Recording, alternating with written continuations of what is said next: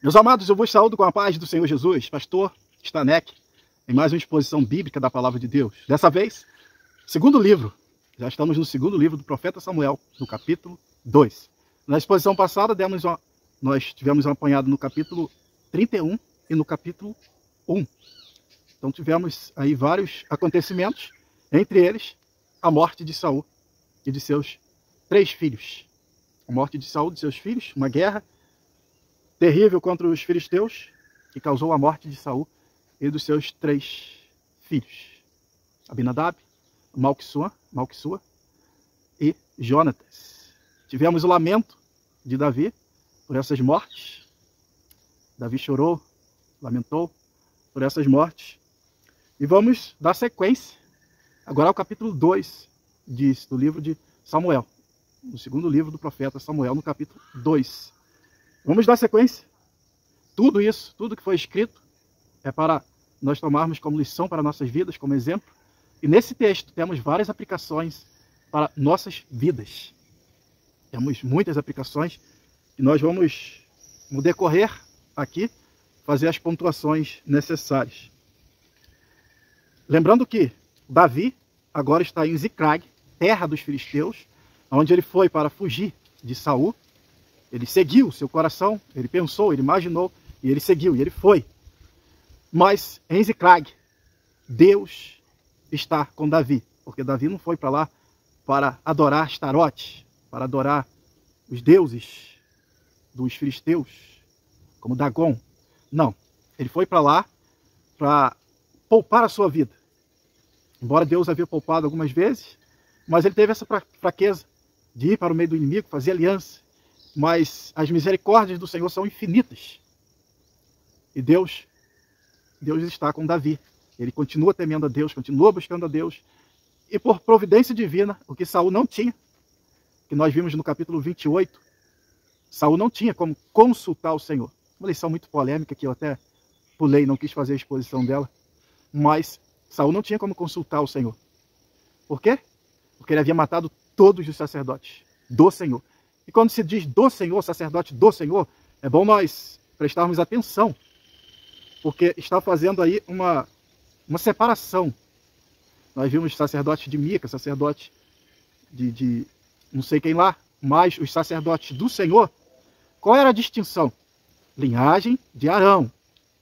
Só podia ser sacerdote do Senhor aqueles que viessem da linhagem de Arão. E a casa de Eli foi destruída por Saul. Sobrou o Abiatar, que estava com Davi. Então Saul não tinha sacerdote para consultar o Senhor. E profetas? Os profetas, ainda o profeta Samuel, que era o que estava em evidência, o que Deus estava usando, era morto, morreu. E a escola de profeta ficava muito longe da onde Saul estava. A escola de profeta ficava em Gileade, né? Lá nas montanhas de Gileade, onde Davi foi criado, lá em Belém. Ou melhor, onde o profeta Samuel morava. Então lá ficava a escola de profetas e muito longe de Saul. Nós não sabemos a que pé que o profeta Samuel deixou essa escola, se ele deixou um profeta para substituí-lo. Certo é que nessas narrativas vai aparecer o profeta Gade, mas ele vai orientar a Davi. Ele vai orientar a Davi. Então nós estamos... Aí Saul não... Olha só o que diz em 1 Crônicas, capítulo 10. Eu estou falando que Saul, ele não tinha como consultar o Senhor. Não tinha. Saul, 1 Crônica 10, 13 e 14. Saul morreu porque foi infiel ao Senhor e não guardou a palavra do Senhor e chegou a consultar um médium, em busca de orientação, em vez de consultar o Senhor. Por isso o Senhor entregou à morte e deu o reino a Davi, filho de Jessé. Ele não consultou, ele não tinha como consultar o Senhor. E não consultou, e foi consultar o próprio Satanás. Porque quem vai consultar o médium, vai consultar os espíritos das trevas. Então acontece isso aqui. Em vez de consultar o Senhor,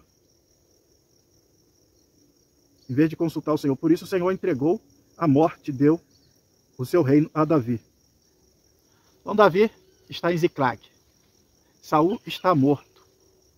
E agora Davi está sem a orientação. Ele podia pegar e, opa, o inimigo morreu. Vamos embora. Vamos voltar. Não. Não voltar nada. Vamos consultar o Senhor. Saber para onde nós vamos. Embora Davi tinha feito uma cama na sua tribo. Vamos ver isso aqui para frente. Um homem popular. Um homem que sabia entrar e sair. Falava bem. Nós quebramos aquela narrativa daquele Davizinho, pobre coitado, que os crentes usam para tentar justificar aqueles irmãos que ficam lá no cantinho. Ah, deixa eu quietinho no meu cantinho. E não quer fazer nada. Só quer usufruir da igreja. Não quer produzir fruto. Não quer trabalhar com o talento que Deus deu. Ainda criam essas narrativas, essas mensagens para levantar a autoestima dessas pessoas. Deixa eu quietinho. Tá. Fica quietinho aí. Tá bom. Mas não com essa narrativa, porque Davi, ele falava bem. Eu até entendo que ele saía para negociar para o pai, porque a gente conhece a pessoa que fala bem falando. E quando foi apresentado lá Davi, alguém falou de Davi para Saul, disse, ele fala bem, toca bem. Era um camarada, nada de aquele Davizinho, pobre, coitado, infeliz. Enfim.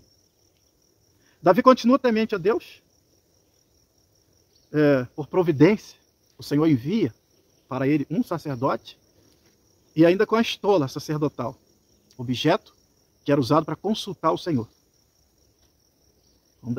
O que Saul não teve, Davi tem, que é a orientação do Senhor através do Urim e Tumim. Davi vai consultar a Deus. Agora ele está na terra do inimigo. Ele quer saber do Senhor para onde que ele vai. Vamos ver aqui numa tradução bem atualizada. Depois disto, Davi perguntou a Deus, Senhor, ó Senhor, devo ir governar alguma cidade de Judá? Sim, respondeu o Senhor. Qual delas? Esperto. Qual delas? Perguntou ele. E Deus disse, Hebrom. Você vai governar Hebrom.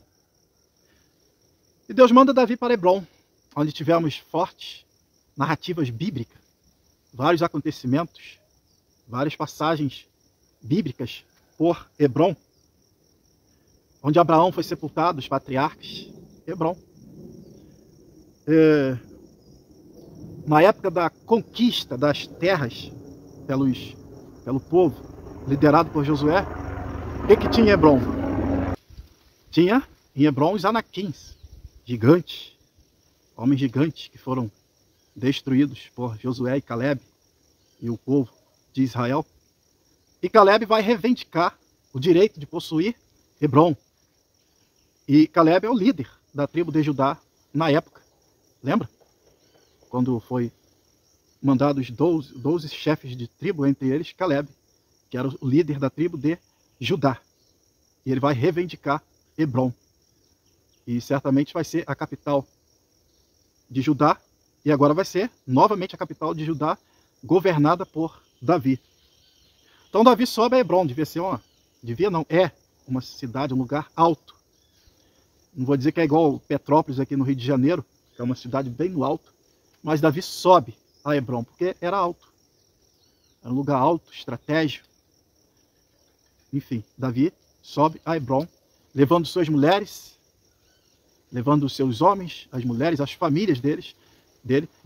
Devia ter aí em média mais de 1000 pessoas que foram se multiplicando, mulheres, filhos. E essa guerra havia durado muitos anos, essa perseguição de Saul. Quando Davi foi para Ziclag, seus homens e ele já estavam com as suas famílias. Lembrando que lá em Ziclag as suas famílias foram levadas, depois recuperadas. E lá na frente, é justamente nesse episódio, quando Davi recupera suas famílias, suas mulheres, nós vamos ver qual é a moral de Davi com Hebrom, com o povo de Judá, que era a sua tribo. Que moral! que Davi tinha lá nessas cidades de Judá, em Judá. Vamos ver que a moral dele está em alta. Olha só. E chegando Davi de Ziclag, enviou dos despojos aos anciões de Judá, seus amigos, dizendo: eis aí para vós uma bênção do despojo dos inimigos do Senhor, aos de Betel, aos de Ramote do sul, e aos de Játer, e aos de Aroé, aos de Sifimote, aos de Estemoa, aos de Racal, e aos que estavam nas cidades Zeramelitas, e nas cidades dos Quineus, e aos de Ormã, e aos de Corazã, e aos de Atac, e aos de Hebron, e a todos os lugares em que andava Davi, ele e seus homens. Todos os lugares que Davi andava, ele fez amigos. Envia despojos a seus amigos. Não é bobo. O camarada não é bobo. Ele está lá em Ziclag, mas preparando seu território. Mas ele é um homem esperto. Igual quando ele estava em Keila. E ele falou: Senhor, eles vão me entregar para Saul? O Senhor falou: vai. Então ele é uma guerra, ninguém sabe quem é quem. Então ele pergunta ao Senhor: para onde que eu vou? Eu devo voltar para uma das cidades de Judá? Qual? O Senhor diz: Hebron.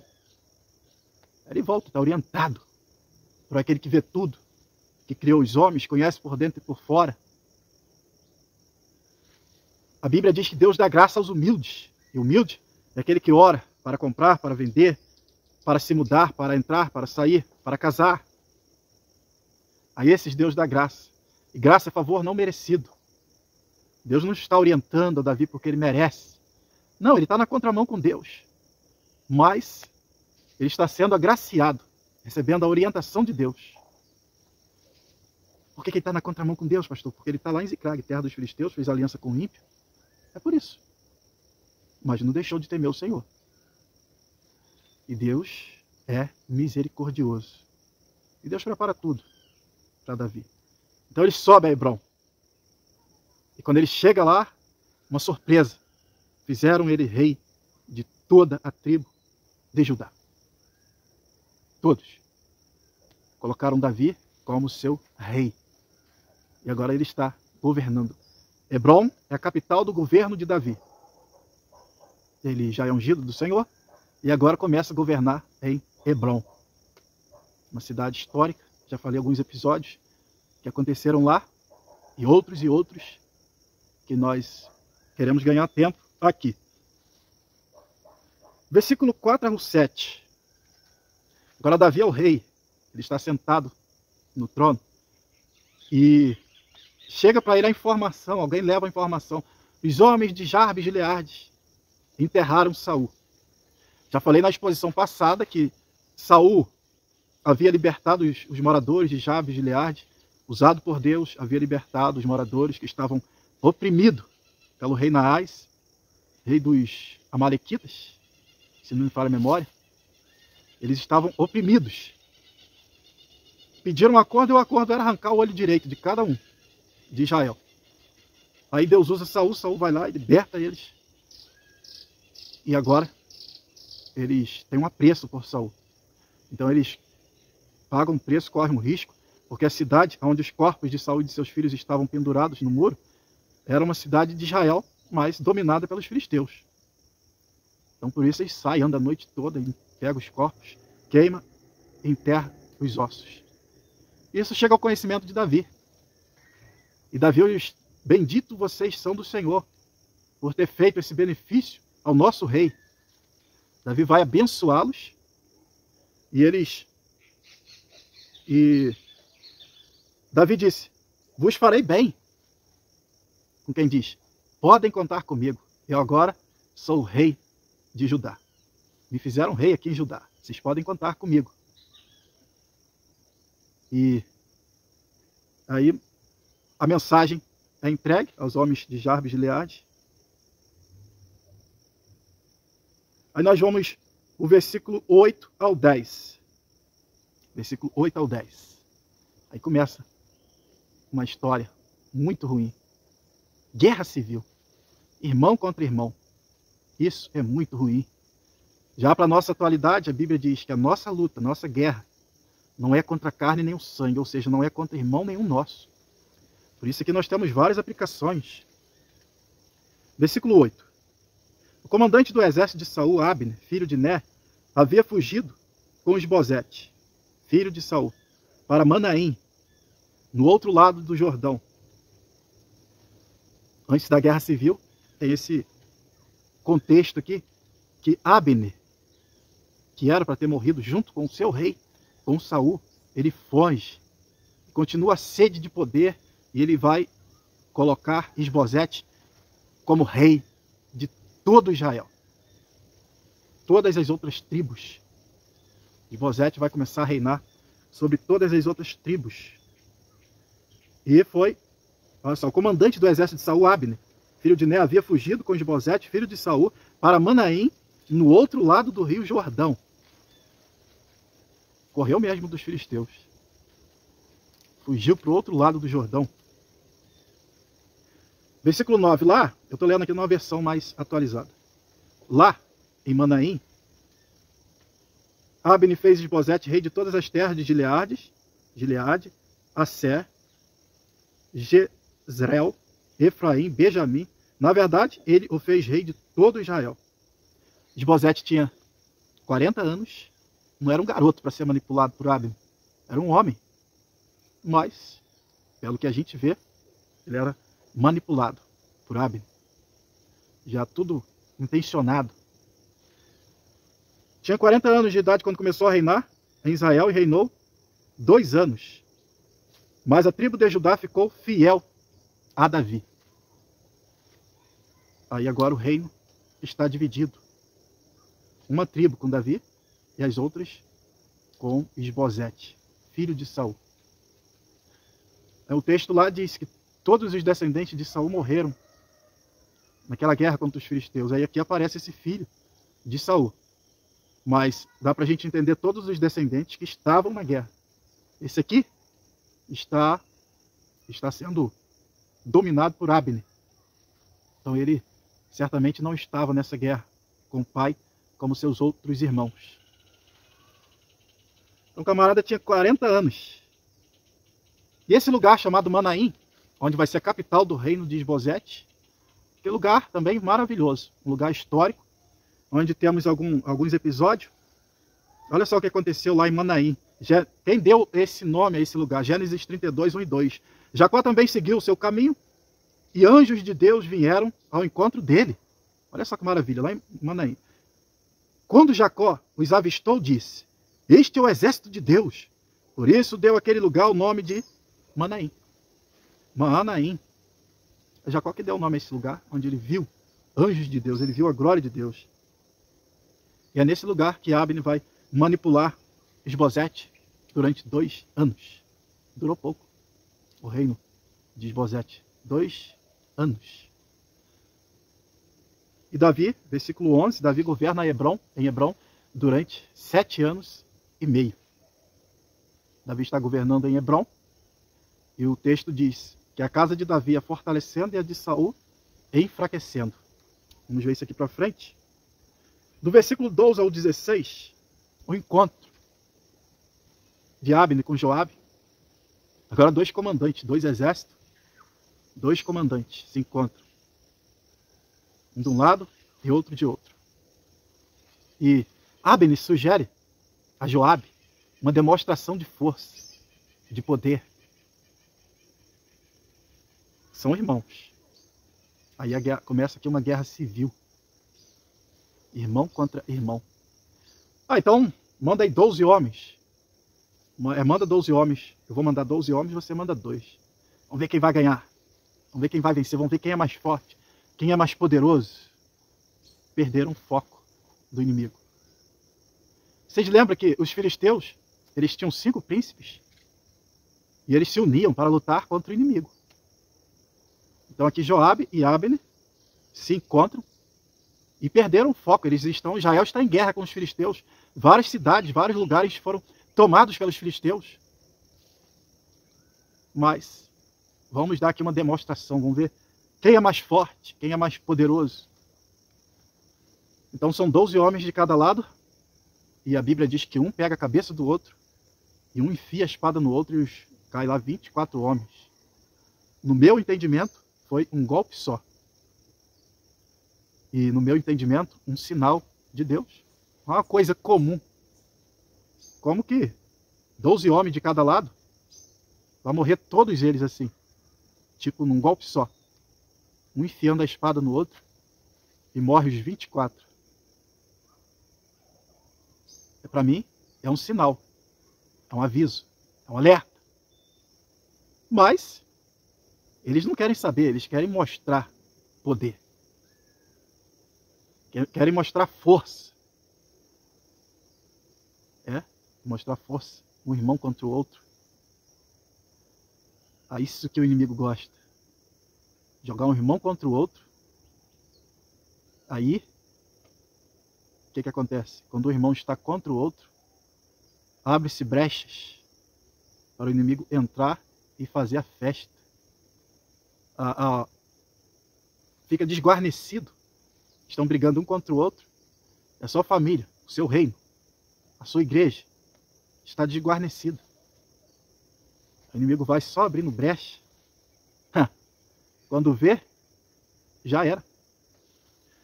Então aqui, vai morrer 24 homens. Versículo 17. Vai nos narrar a violenta guerra civil. Porque ficou empate, então vamos desempatar. Vamos para a guerra. Vamos matar os nossos irmãos. Um dos lados tem que vencer.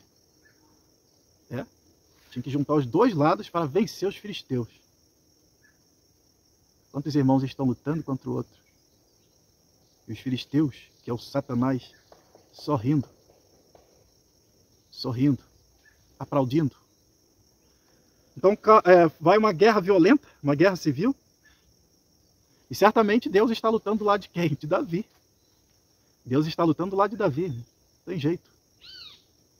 Quem se incitou essa guerra não foi nem Joabe, foi Abner. E lá vai. Uma guerra civil. Do 18 ao 23. Abner, após a derrota. Após ele ver a derrota, ver seus homens caindo. Ele recua. Ele foge. Ele corre. Ele certamente grita para seus homens, recuar. Eles partem em retirada, recuando, correndo, para não serem mortos pelos homens de Joabe. Versículo 19. Estava lá Azael, que era tão ligeiro como uma gazela selvagem. Começa a perseguir Abner, usando a sua habilidade de correr. Já viu uma gazela correndo? Dá uma pesquisada aí na internet. É muito rápido. Ele foi comparado a uma gazela, porque o camarada tinha essa habilidade de correr. E correndo, perseguindo o seu irmão. Começou a perseguir Abner. Abner olhou para trás e perguntou a Azael, é você? Sim, sou eu, disse ele. E continua. Para de me perseguir, disse Abner. Corra atrás de um dos soldados e pegue para você as coisas dele. Porém, Azael continuou a persegui-lo. Será que Azael queria matar Abner para saquear alguma coisa? Algum bracelete de ouro? Sei. Sei que Abner sugeriu a ele pegar um dos homens. Mas não, ele queria Abner. Cegou. A sede por talvez algum objeto a essa possibilidade, ou de ser engrandecido pelos homens por ter matado Abner, ele segue no seu propósito, usando a sua habilidade de correr. Para de perseguir-me, disse Abner. Corra atrás de outro soldado e pegue para você as coisas dele. Porém, Azael continuou a persegui-lo. Mais uma vez, Abner disse, para de me perseguir, você está me forçando a matá-lo. Como é que poderia eu depois olhar o seu irmão Joabe nos olhos? Que discurso. Talvez existia agora, eles se fizeram amigos por estar um de cada lado, mas me parece que eles eram amigos. Talvez anteriormente, antes de estarem um de cada lado. Como é que eu vou olhar no rosto do seu irmão depois que eu te matar? Aqui, amados, fica a aplicação para nós, para mim, para você. Tem gente que usa sua habilidade para perseguir o irmão, para perseguir o outro, para querer o mal dos outros.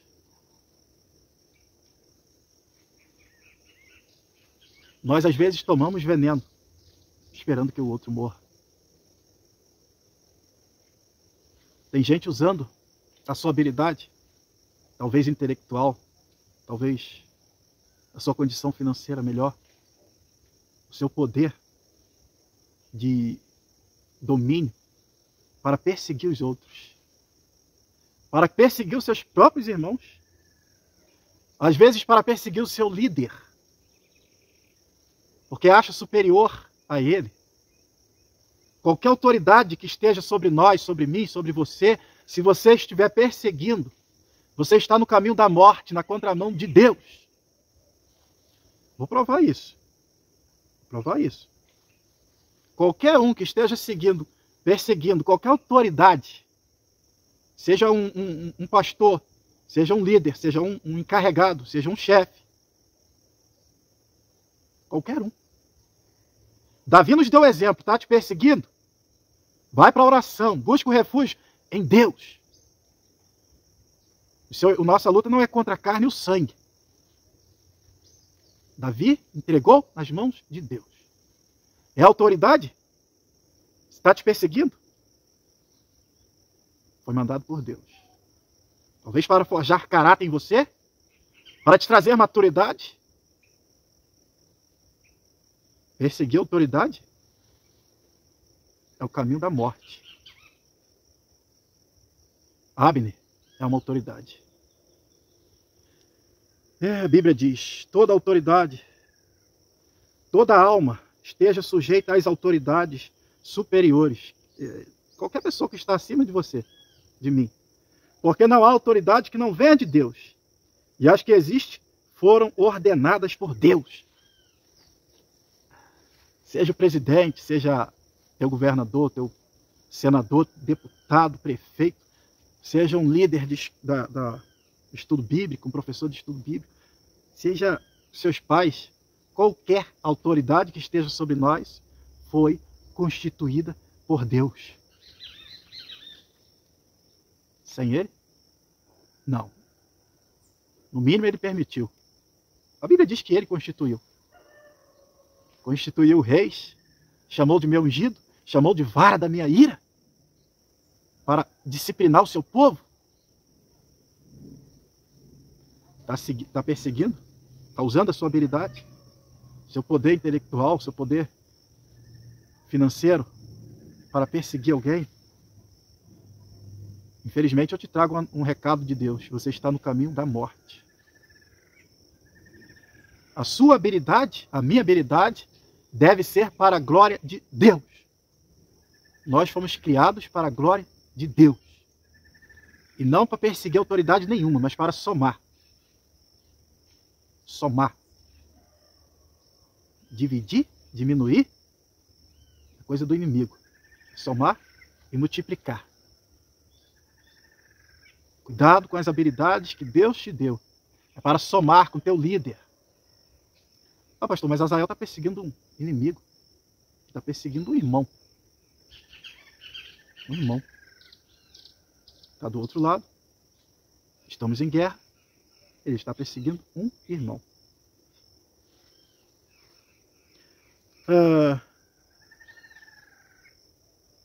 As pessoas perseguem. E não para. A habilidade cega. O dinheiro te cegou? A tua sabedoria te cegou? Você já olhou para a tua família? O que pode acontecer se você não parar? São os bravos. São os bravos dessa terra. A gente já sabe o fim. seguindo o seu próprio coração. A gente viu o fim de Saul. Deus está mandando você parar agora. Pare de perseguir o seu líder, os seus irmãos. Nós só temos um inimigo que deve ser incomum, o inimigo de todos nós. O homem, Deus diz, ore pelos que vos perseguem. O Senhor Jesus disse, ore pelos que vos perseguem. Mas Azael não para. E se você não parar, vamos ver a desgraça que vai desencadear aqui para a família. A bravura desses homens que não medem as consequências. Eles não pensam na mulher, na esposa, nos filhos. Eles vão. E Deus está mandando parar. Agora. Pare de seguir o seu coração. O seu inimigo não é ele. É você mesmo. Minha irmã, a sua inimiga não é ela. É você mesma. Seu coração é enganoso e perverso. Insensato é o homem que confia no seu próprio coração. Se quiser vir após mim, negue-se, pois, a si mesmo. O que Jesus disse? Pare. Pensa na tua família. Pensa nas consequências. Quantos homens que vão perseguindo, sem medir as consequências. E o que sobra para a família? Vamos ver. Vamos ver o que vai sobrar para essa família. Vamos ver aqui na sequência. Porém, Azael não parou de persegui-lo. Então Abner deu um golpe para trás, pegou a lança, para trás com a sua lança. Ela entrou na barriga de Azael e saiu pelas costas, atravessou Azael. E ele caiu morto no chão. Todos os homens que chegavam paravam no lugar onde ele estava caído. Os homens paravam. Mas Joabe e alguns outros irmãos de Azael prosseguiu, continuou a perseguição a Abner. Então esse caminho de perseguir o irmão é esse caminho aqui, ó. Há caminhos que parecem certos ao ser humano, contudo, no final conduzem à morte. Esse caminho de perseguir o irmão, de perseguir líder, é o caminho da morte. Que Deus tenha misericórdia de nós. Se você está nesse caminho, você está no caminho da morte. Nós temos um inimigo. E não é a carne nem o sangue. Não. O caminho da morte. Morreu Azael. Sem medir as consequências. Sem pensar na família, nos filhos, na esposa. Não sei se ele tinha, devia ter. Sem pensar na mãe. A mulher viúva, chamada Zeruia, que gerou esses homens bravos, inconsequentes. Olha só, e eles continuam. Os bravos continuam. Vamos ver as consequências disso aqui. Olha o que Davi vai dizer lá na frente. Lá na frente. Olha o que Davi vai dizer. 2 Samuel 3, 39. E quanto a mim hoje, estou fraco.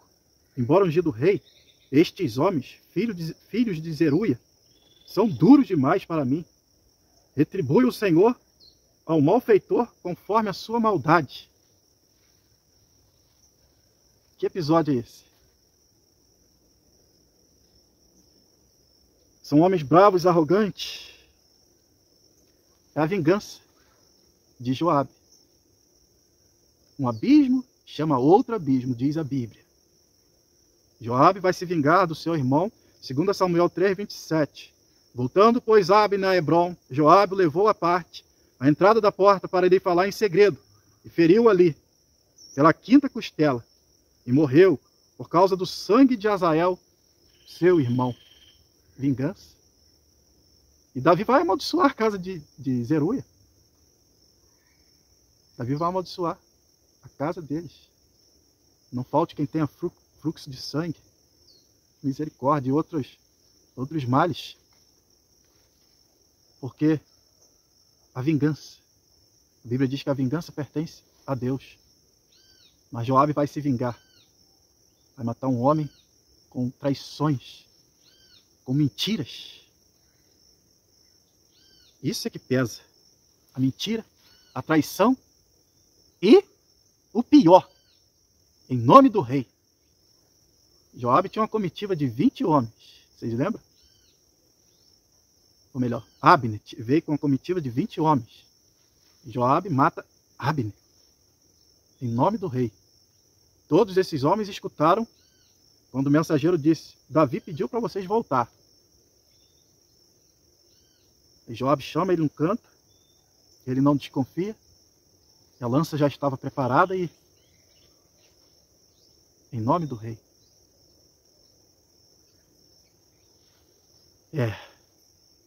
Um abismo chama outro abismo.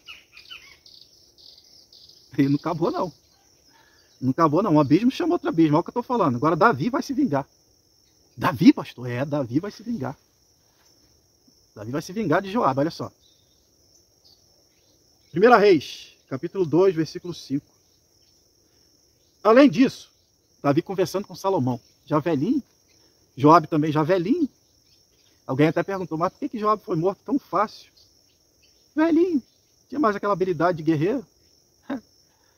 O velhice chega. Além disso, você sabe que Joabe, cuja mãe é Zeruia, me fez. Ele matou 2 comandantes do exército de Israel. Isto é, Abner, filho de Ner, e Amasa, filho de Jéter. Você sabe como, em tempo de paz, ele os matou para vingar as mortes que ele havia causado em tempo de guerra.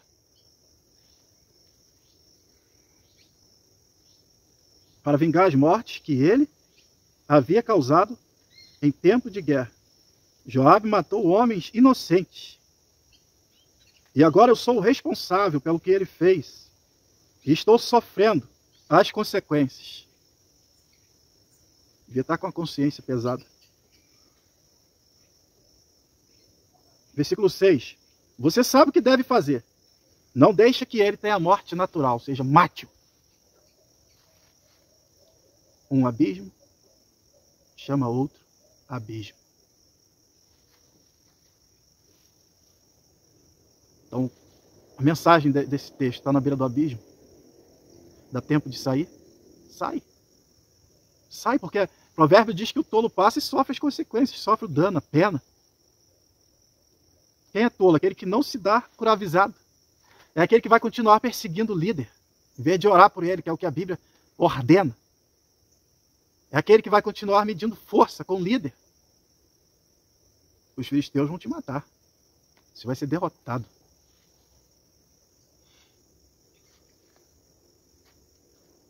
Aí a guerra continua, no versículo 24. Mas Joabe e Abisai continuaram a perseguir Abner. Quando o sol estava se pondo, chegaram ao monte de Amá, ao leste da cidade de Giá, na estrada que vai para o deserto de Gibeão. Eles vão, a guerra continua, a perseguição continua. Joabe está com sangue nos olhos, como diz aí o ditado, cego. E não foi Davi que mandou fazer isso, não. Certamente Davi nem sabia disso. Os soldados da tribo de Benjamim se reuniram novamente em volta de Abner e ficaram no alto do morro. Cercado de benjamitas. Joabe está cercado de benjamitas, homens guerreiros, habilidosos, estão em volta de Abner. Os soldados da tribo de Benjamim se reuniram novamente em volta de Abner e ficaram no alto do morro, lá de cima do morro. Aquele montão de homens, parecia até Davi, né, anteriormente, quando gritava para Saul: Saul, por que, Saul? Tu dá ouvido aos teus conselheiros. Versículo 26. Abner gritou para Joabe: será que vamos ter de continuar lutando para sempre? Você não vê que no fim não vai sobrar nada, a não ser amargura? Nós somos seus irmãos. Até quando você vai esperar para mandar que os seus soldados parem de nos perseguir? Abner está apelando para Joabe, porque também ele vê que Deus está lutando do lado de Joabe. O Aqui no final aqui nós vamos ver as baixas. Joabe respondeu: juro pelo Deus vivo, que se você não tivesse falado, os meus soldados continuariam a perseguir vocês até amanhã cedo. Tem gente que, há poucos dias agora, alguém disse que ia chamar a atenção de alguém, e o outro disse assim: mas vai resolver? Vai resolver? Resolve? O problema não é resolver, o problema é obrigação. Chamar atenção. Chamar a razão. E aqui Abner está chamando Joabe a razão. E ele vai cair em si. Então nunca podemos parar de chamar atenção. Ele vai cair em si. Juro pelo Deus vivo, que se não tivesse falado, os meus homens continuariam a perseguir vocês até amanhã cedo. O sol já estava indo embora, anoitecendo, já escurecendo. E ele não queria saber de outra coisa, não, estava cego, como seu irmão. Mas ele ouviu a voz, ele ouviu Abner, talvez vencido pelo cansaço, não sei. Sei que o seu irmão não ouviu, mas ele ouviu a Abner. Pelo menos naquele momento. Tocou, versículo 28, tocou a corneta, todos os seus soldados pararam de perseguir os israelitas e a luta acabou. Durante toda aquela noite, Abner e seus soldados marcharam para o vale do Jordão, atravessaram o rio Jordão. Depois de marcharem toda a manhã no dia seguinte, chegaram à cidade de Manaim, a capital, onde estava um marionete chamado Isbosete, filho de Saul, que era marionete de Abner.